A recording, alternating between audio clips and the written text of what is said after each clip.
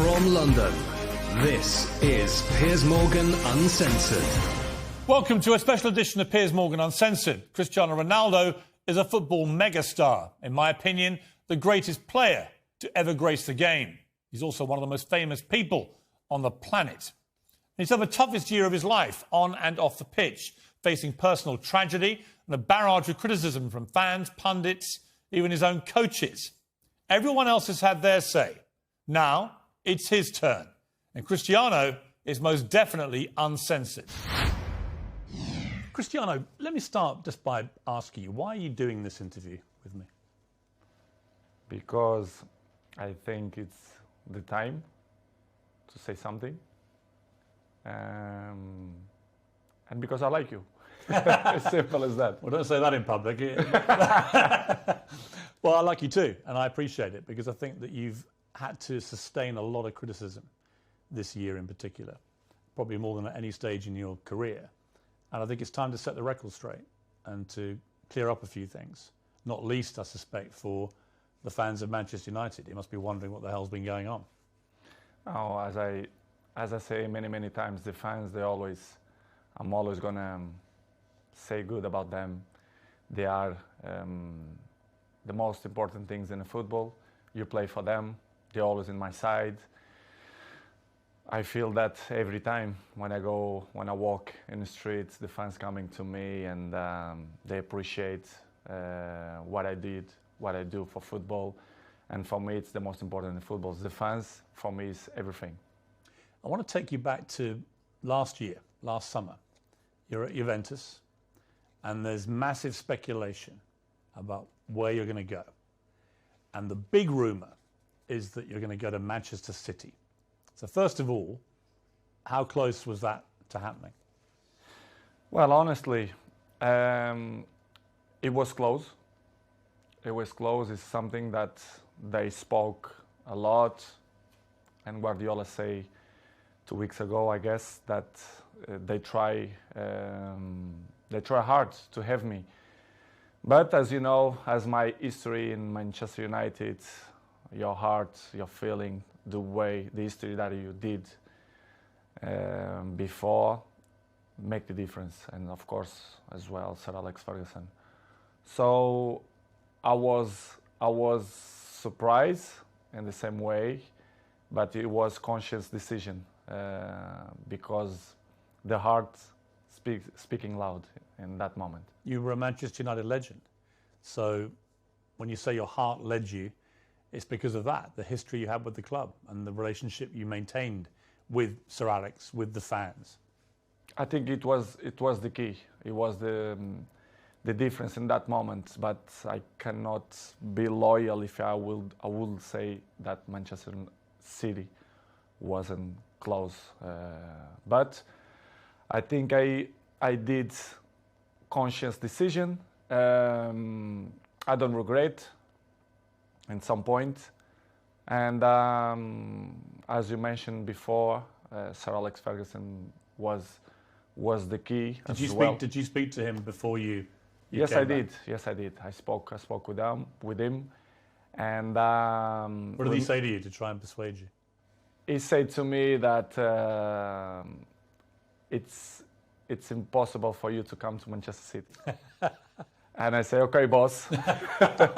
So I took the decisions, and I repeat I was with conscience that it was a good decision. You came back and it couldn't have started better. You played at Old Trafford. Yeah, you won 4-1 against Newcastle. You scored twice. Sir Alex was there, loving it, obviously, the return of the prodigal son. Your mother was there, the return of her own son. Your mother was crying, obviously. Obviously, yes. But what a comeback. How did that feel that day when you came off the pitch? Well, that feeling was amazing, but not only the day of the game. I felt before the week before that everything changed. The world speak about me, Cristiano, back home, back where they belong. So it was a special moment to be back to Manchester United, to perform for our fans, and of course to score 2 goals was the best welcome that I received in Old Trafford. It was memorable day and unbelievable day too. The Viva Ronaldo chant went up. Yes, Viva Ronaldo. You like hearing that? Be back. Of course I did. Yeah. As I told you before, the fans for me, they are everything. Two things happened, I think, within 24 hours of you re-signing for United.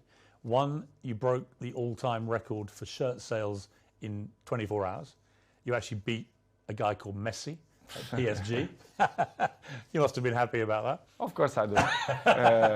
As you know, I don't follow the records. The records follow me. So it's good. Another one in my book. And the other one was the Manchester United tweet announcing that you were rejoining the club was the most tweeted or most liked tweet, I think, in Twitter history. It's good. As I told you before, it was a good moment. Nobody expect, because things change around, in my opinion, in 72 hours, which is you plan, or they spoke, not only Manchester City but other clubs too, spoke about your name, that you will change Juventus for another club.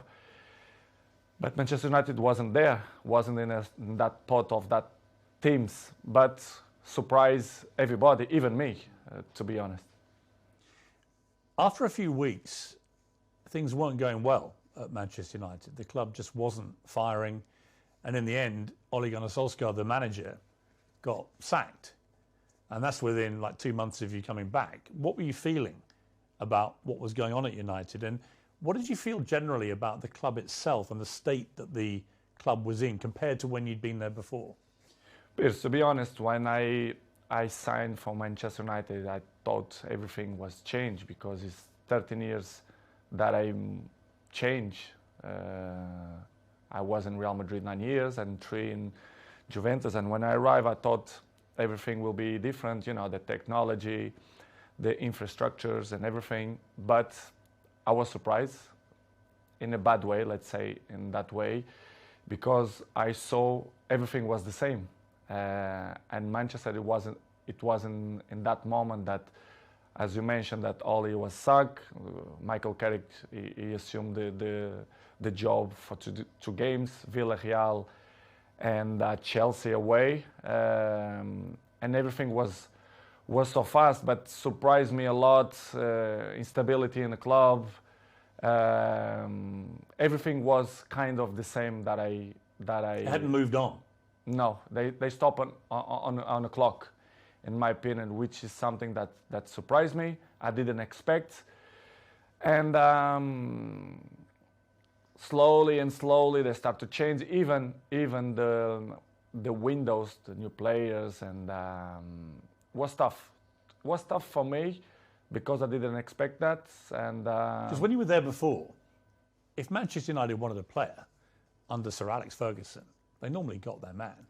Right now, it's a very different environment. After many years of failure since Sir Alex retired, United weren't getting the top players anymore. So were you surprised by that dynamic changing as well? Because you would have been used before to them, if they wanted top players, they got them. I was surprised. I thought when I signed, that they signed in that year Sancho and Varane plus me, that things will be in the way that Manchester should be. As you mentioned, well, Sir Alex Ferguson left a big gap in the club. Not only Sir Alex Ferguson, but one person that I thought make the difference, David Gill, the president, a very, very good man. And the structure around Sir Alex Ferguson was very important too.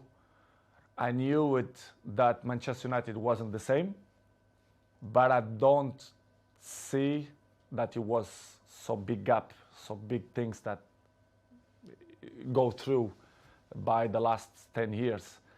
And it was the thing that surprised me more, to be honest. It was little things like even the swimming pool that the players use, the saunas, all these facilities. Nothing had changed since you'd left in 2009. Nothing changed. Surprisingly, not only the pool, the jacuzzi, even the gym. Even some points, the technology, the kitchen, the chefs, which is I appreciate, lovely persons. They stop in a time which is it surprised me a lot. I thought I will see different things, different, as I mentioned before, technology, infrastructure, but unfortunately, we see many things that I'm used to see when I was 20, 21, 23. So surprised me a lot. You'd also, of course, as you said, you've been at Real Madrid and Juventus, where you saw them moving all the time to progress with technology, the latest thing, to improve performance levels. So you were able to compare what you'd experienced there with what was not happening at United. In United, the progress was zero, in my opinion. To compare with Real Madrid and even Juventus, that they follow the recent world. So the technology, especially the terms of training, nutrition, and conditions of eat properly and to recover better than before, surprised me. Manchester right now, to compare with that club, I think it's behind, in my opinion, which is something that surprised me. A club with this dimension should be in the top of the tree, in my opinion, and they are not. Unfortunately, they are not in that level, but I hope the next years they can reach to be in a top level. Up next, Ronaldo's scathing verdict on what's gone wrong at Manchester United.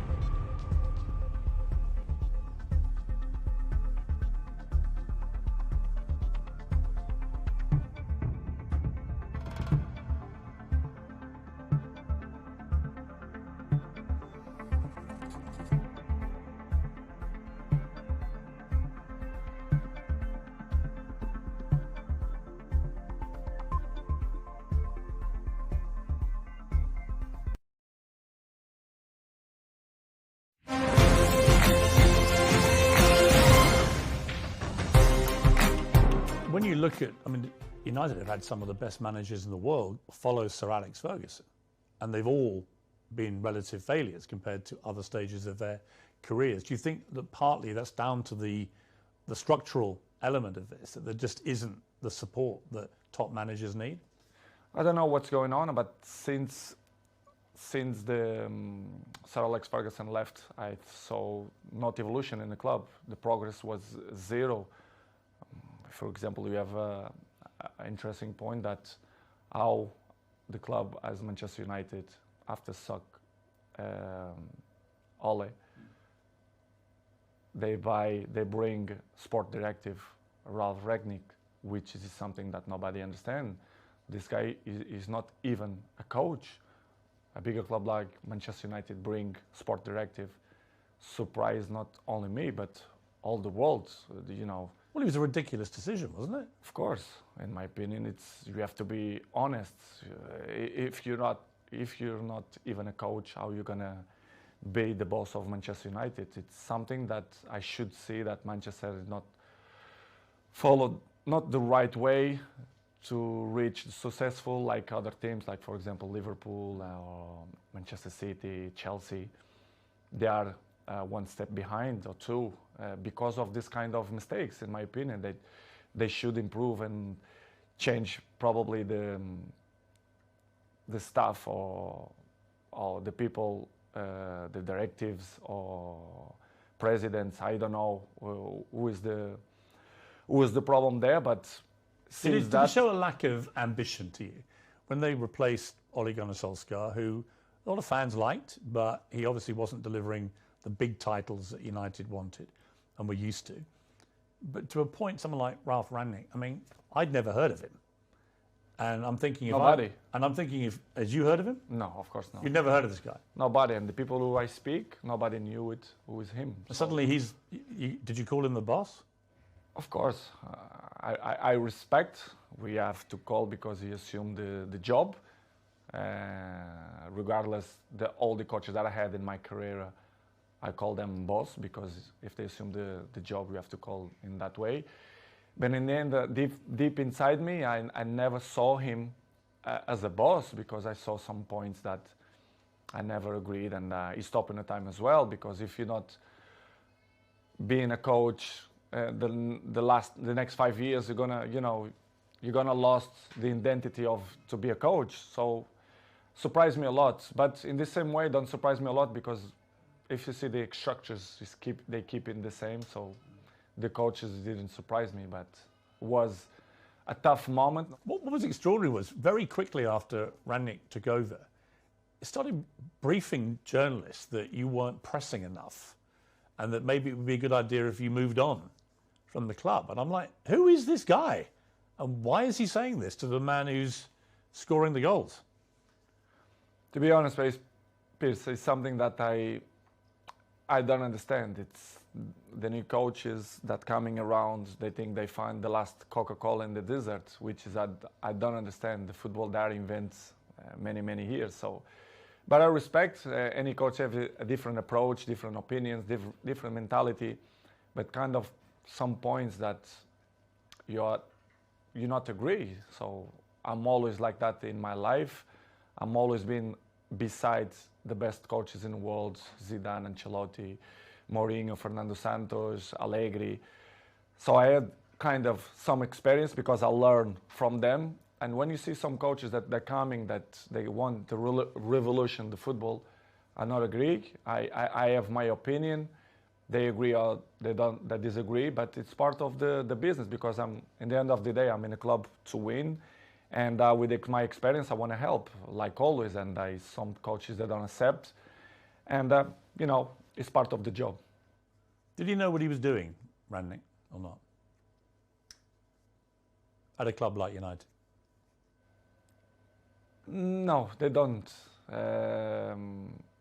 They knew the club very well, but they don't know the dimension of the club inside, the history of the club, which is for me surprised me even more, which is when the Ole Solskjaer, you should bring a top manager, not sport director. Did you think it was right to get rid of Solskjaer, or would you have kept him on? Well, it's not. I love Solskjaer. I think he was a top person because what I keep inside my heart, it's the heart of the persons and Oli for me is a top person. Coach, of course, he wasn't. He didn't look for what he wants. It's hard to assume after Sir Alex Ferguson, but I think he did a good job.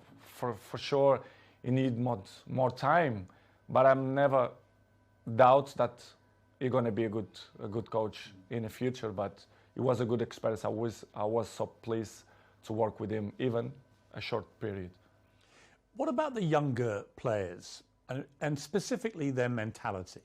Because it seemed to me, just from what I was reading, when you were originally at Manchester United as a young 18-year-old, that you had huge respect for the older players, the Keanes and these guys in the dressing room, and you would soak up their experience, their wisdom and so on.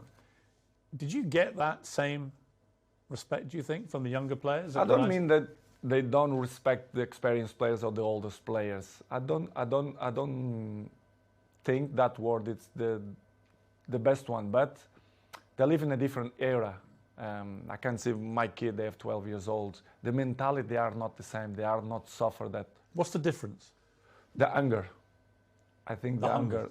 I think that they have the things more easily. Everything it's easily. They don't suffer. And I think they don't care. I don't mean only a few in Manchester United, but all the teams, all leagues in the world, the youngers, they are not the same of my generation. But we cannot blame them because it's part of the life, the new generation and the new technologies that avoid, they distract them for another thing. So, but they are not the same.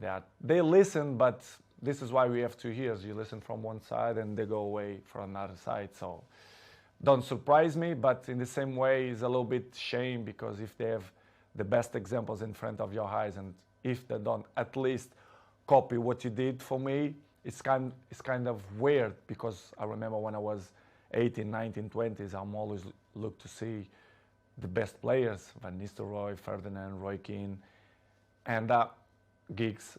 This is why I have the successful that I have and longevity, because I take care of my body, my mentality, my head, because I see these guys and I learn from them.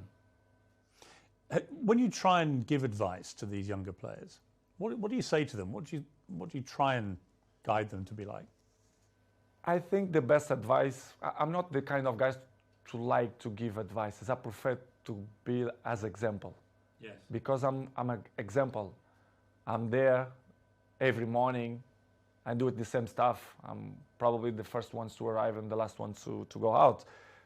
I think the details speak for itself. So, because as I told you before, they listen one thing and in 2 minutes they already forgot and do it whatever they think it's better.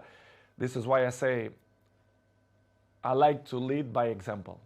And some ones they follow me, not much, but see, I just find that incredible.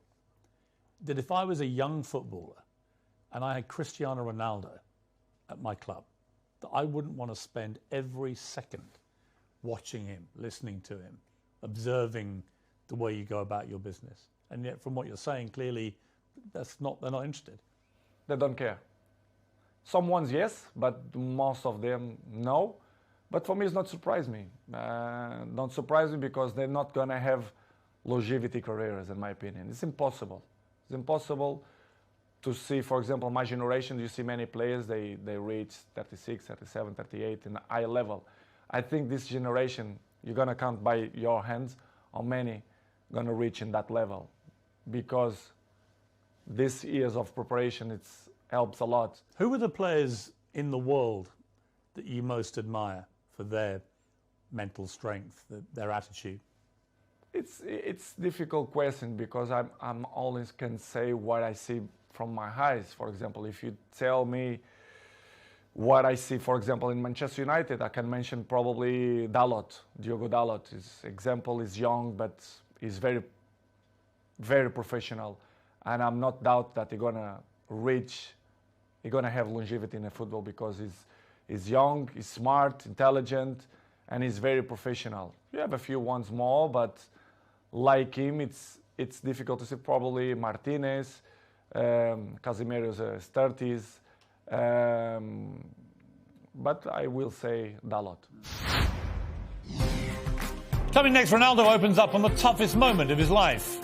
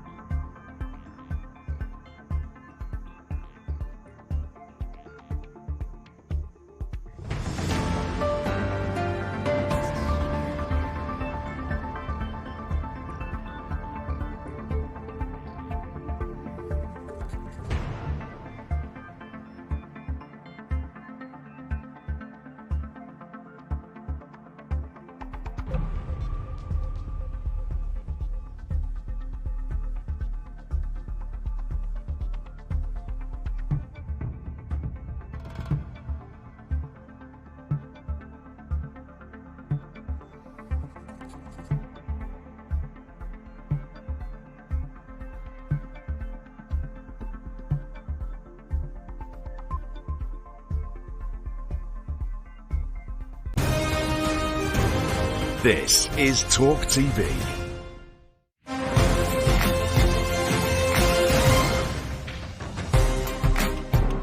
So Rangnick's come in, it's your second manager, it's not working, the results aren't great. You're still scoring goals regularly for Manchester United. You're about the only one who is.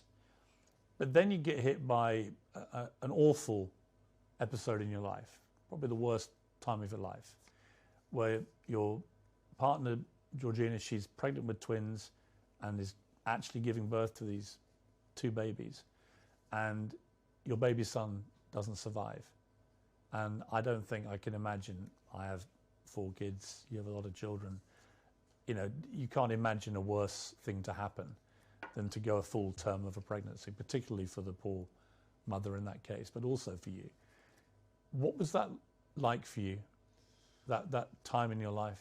It's probably the worst moment that I passed through my life since my father died. You know, when you have a kid, that you expect that everything will be normal, and you have that problem. It's hard, you know. As human being that I am, me and Georgina, we had quite difficult moments because we don't understand why happened to us. Was difficult, to be honest. Was very, very difficult to understand what's going what's going on in that period of our life. As you know, the football carry on. They are so fast, many competitions. The football don't stop. We have many competitions. And pass through in that moment was probably the most difficult moment that I had in my life. Me and my family, especially Gio, that was tough. She said she was giving an interview about the new series of her TV show. And she said in an interview, a big piece of my heart shattered. And I asked myself how I could carry on. I had the answer nearer than I thought. I looked into the eyes of my children, and there I saw the only way of doing it being all together. Yeah, I saw too. Yeah, this is why what we did. I grew up my family, especially Gio, and we had the difficult moments, but we said, listen, we have more kids. We have one that born, Bella, that we have to be happy too. I mean, such a difficult situation again, where you're mourning the terrible loss of your little baby boy, but also celebrating the birth of your beautiful daughter. I try to explain sometimes to my family and even my close friends. They say, I never felt to be happy and sad in the same moment. Yes. I never felt. It's hard to explain. So difficult. So difficult. You don't know if you cry or you don't know if you smile. Yes. Because it's something that you don't know how to react. You don't know what to do, to be honest. And of course, I remember very well that I looked like,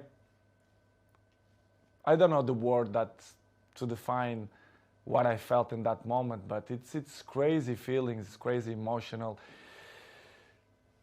But as I told you before, I have to hold that we had at least Bella, yes, which is the most important. One die and one survive, but it's difficult to explain. How did you explain it all to your other children? They must have been so confused about it. In the beginning, Gio arriving home and the kids start to say, where's another baby, where's another baby? Of course, Cristiano, I had conversation with him in the day, because he's 12 years old, he knows, he understands everything.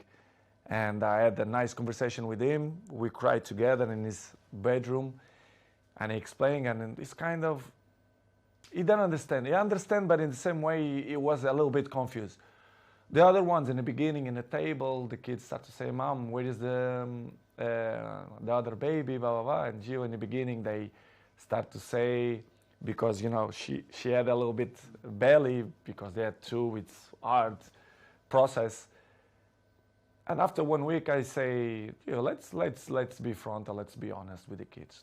Let's say that Angel, which is the name, they go to the heaven.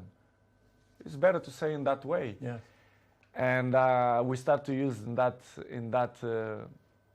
way. And the kids always understand when we had shots in the table, and they say, Daddy, I did this for Angel, and they point out for the sky, which is I say, and I like it the most, because you know it's part of the lives, and I'm not gonna lie to my kids to say the truth, which was a difficult process. But in the same way, I become more father, more friendly of them. They become more close to his daddy, especially me with Georgina as well. Yeah, I was going to ask you that, because these things, they can make or break relationships, because the grief can be so intense. It can drive couples apart, or it can bring them closer. In my case, it was better in that way. I become more friendly of Gio. I was of course friend, but I see more lovely for her and for my kids, and I start to see the life with a different perspective. You understand, which is coming the point of, if you're gonna ask me for sure, the pre-season moments. Yes. For example, why I didn't go to the pre-season. Yes, I'm going to come to that. Yeah. But it was just to finish in that chapter was the most difficult moment. The last since my dad died, it was this moment that I passed through the last 6 months. Do you feel your son is with you in spirit? Do you feel that? Sure, for sure. His ashes is with me, like my daddy. They are here in my house. Yes. It's something that I want to hold for the rest of my life. I'm not throw to the ocean or to the sea. I keep with me there next to my dad. I don't know if you check. I have a small church down, and you do? Yes, I do. Like a little chapel? Yes, chapel, and I keep my dad and my son. Do you talk to them? Yes, I do. I talk with them every time, and that they are in my side. They are, they help me to be a better man, to be a better person, to be a better father, and it's something that I'm really, really proud that the message that they send me, especially my son. Amazing. You had an extraordinary reaction from football fans, obviously from Manchester United, but I think you must have been just so surprised by the outpouring of not just support, but Liverpool fans sang on the 7th minute of their next game, "You'll never walk alone." The Kop, the great infamous enemy of Manchester United. What did you feel when you heard that? I never ever expect that. Never. I had the opportunity now to say, all English community, thank you a lot for that kind of that they had with me, not only Liverpool, but all England. I was at Arsenal when you played, and on the 7th minute, the whole crowd. I received a letter from the Queen family as well. Really? Yes, I do. Which is from the Queen herself? Or? Yeah, family. Yeah. And surprised me a lot. Offering their condolences? Yes. Wow. Unbelievable. This is why I say I respect a lot the English community, English people, because they've been very kind with me, and in that difficult moment of my life was spectacular. The way they treat me and my family in that difficult moments. I should say straight to the crowd and thank you to the old English community that helped me in that moment. When the Queen sadly died in September, you posted a very nice tribute to her. Was part of the reason because of what they had been like with you? Of course, they've been so kind of with me, and this is why I did what I did. But it was unbelievable moment. I'm never ever gonna forget that moment. You have a little girl, Bella. She's 6 months old now. Must be a great joy amid all that terrible sadness. Unbelievable. It was another member in the family. They are the shine of the house, and we are so proud. Me, Georgina, and all my kids. They are very, very proud for them. They are spectacular. A beautiful girl, and we are so happy. We are so happy. We are happy fathers. You're going to have more?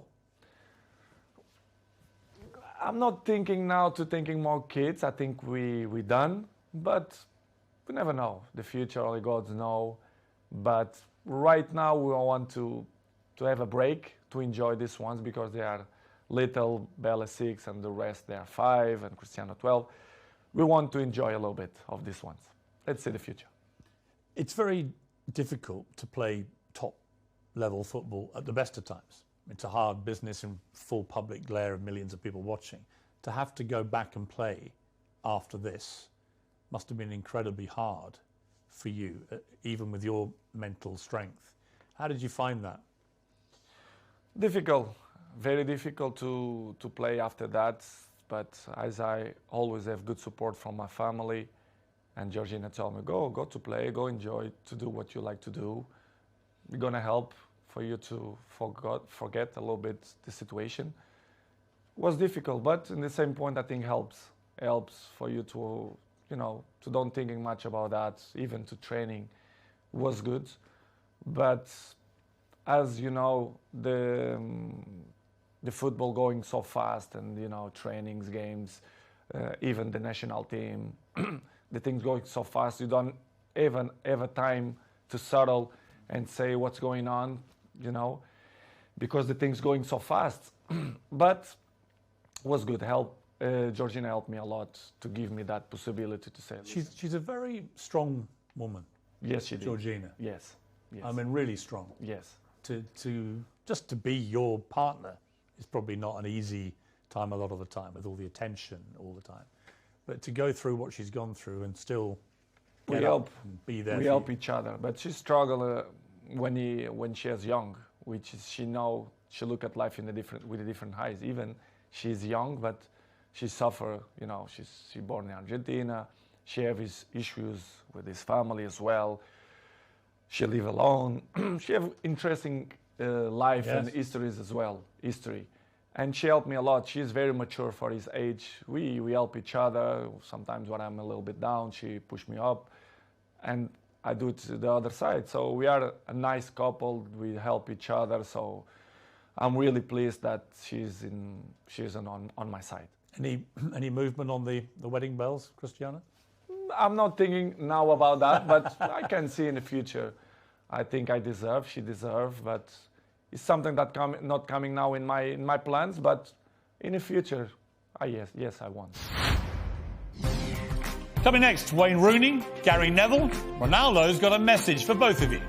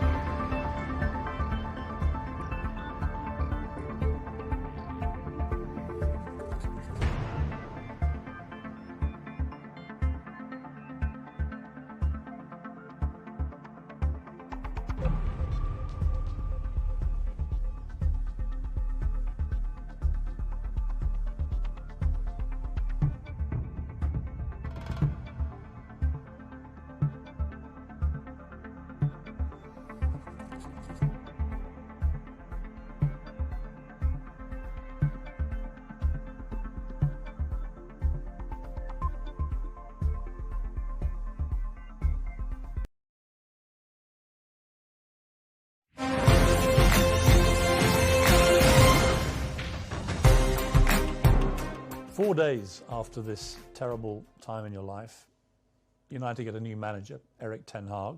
Did you know much about him? A little bit through Ajax, the job that he did for Ajax.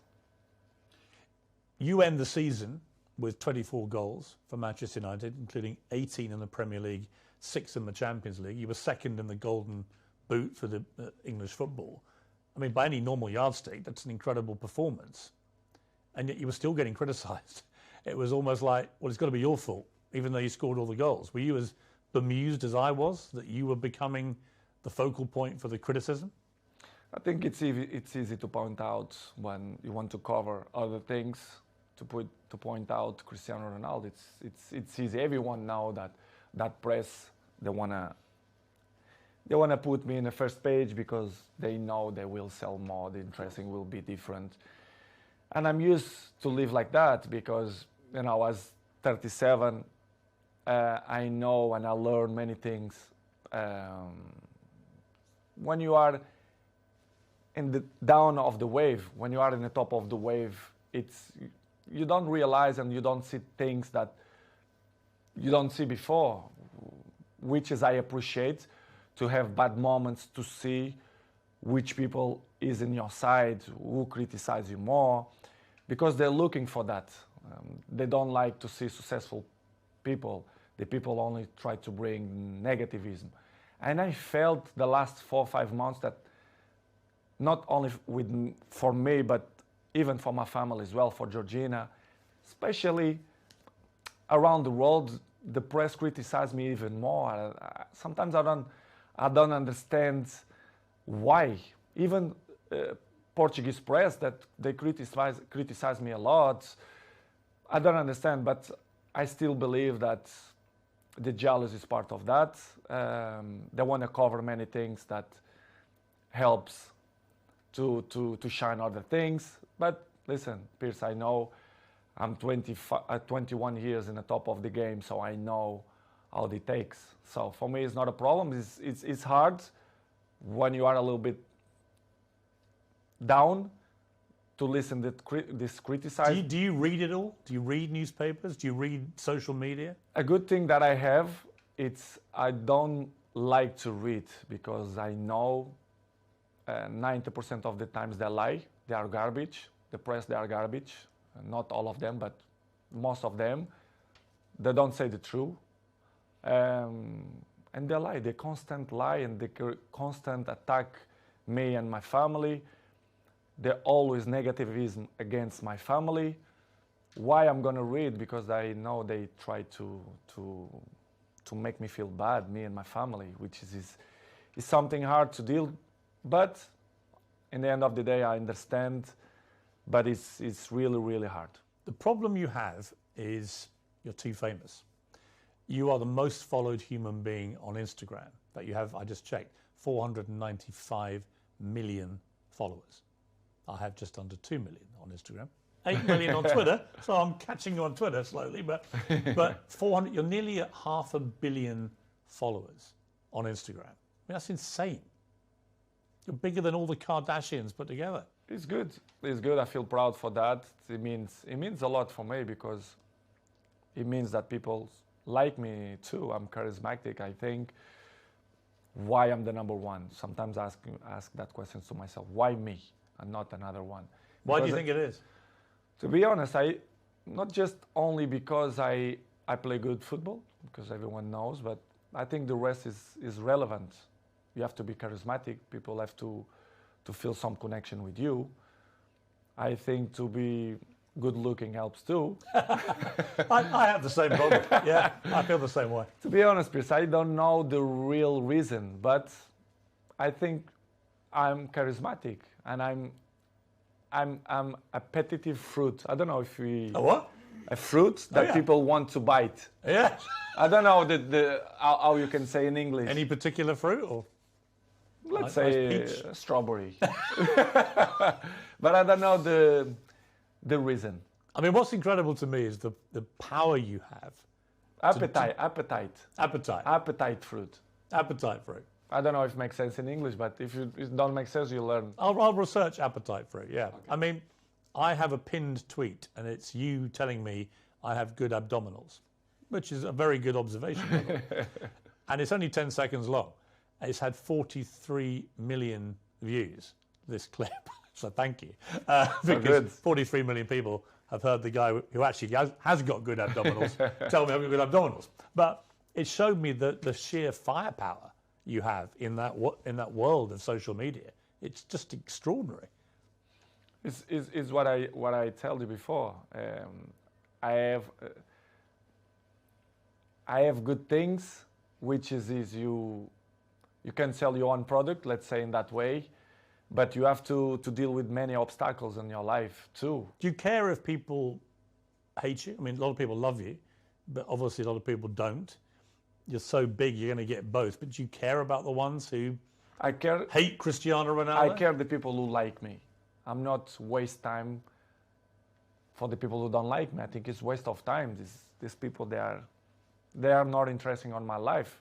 I like to be around the people who love me. I don't waste my time to see the criticize of people who is next to me, ex-players, for example.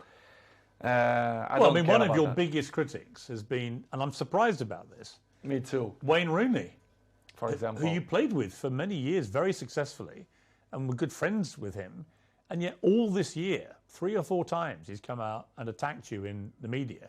Piers, I don't understand. You should ask this question to him, but I don't know.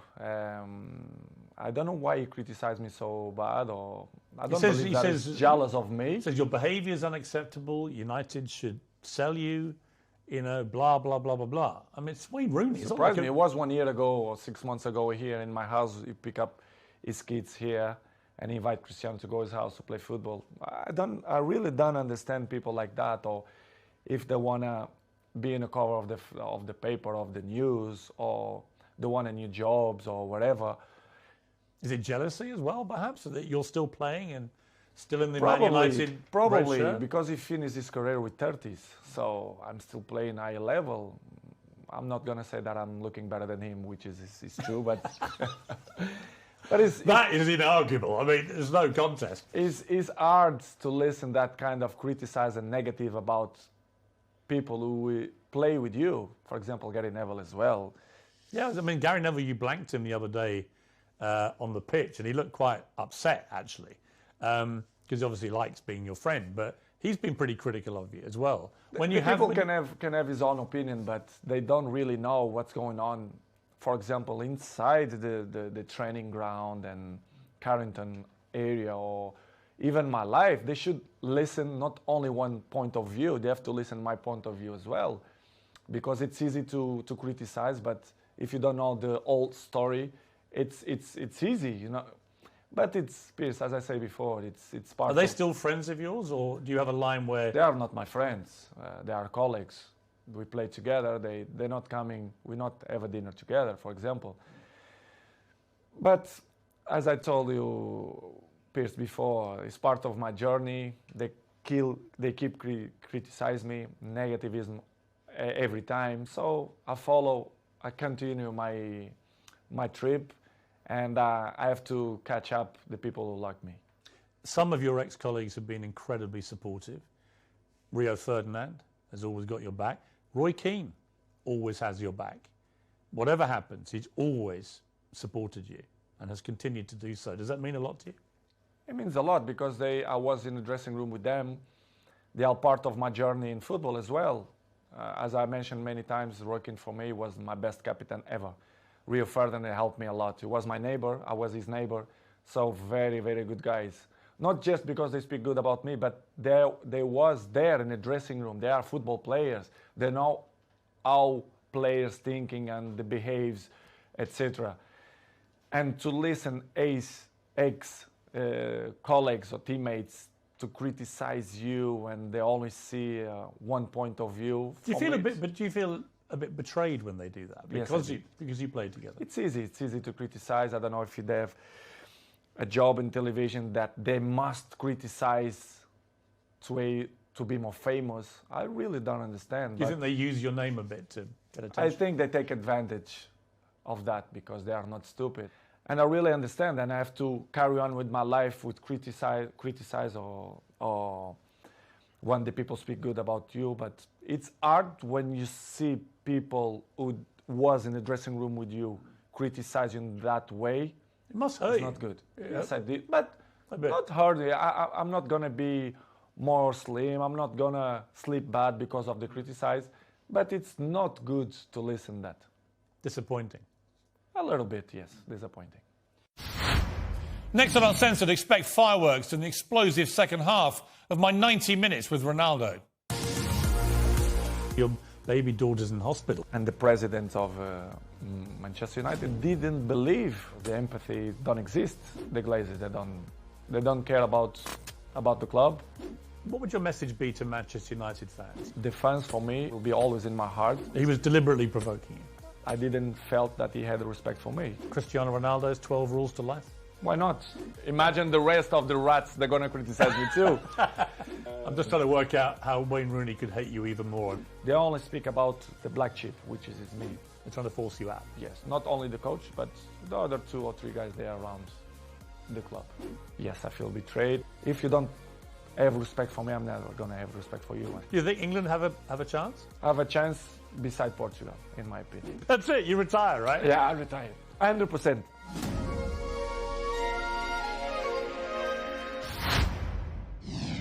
You won't want to miss it. Whatever you're up to, keep it uncensored.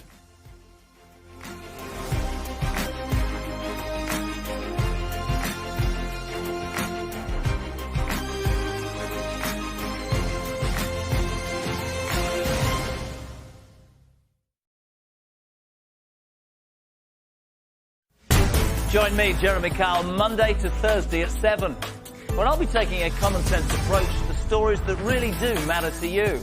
And you know me, gang, I don't shy away from difficult conversations, so nothing is off limits. So if you're a free thinker and you want a show that reveals the truth behind today's headlines with absolutely no agenda, join me on Jeremy Kyle Live. It's on Monday to Thursday at 7 right here on Talk TV.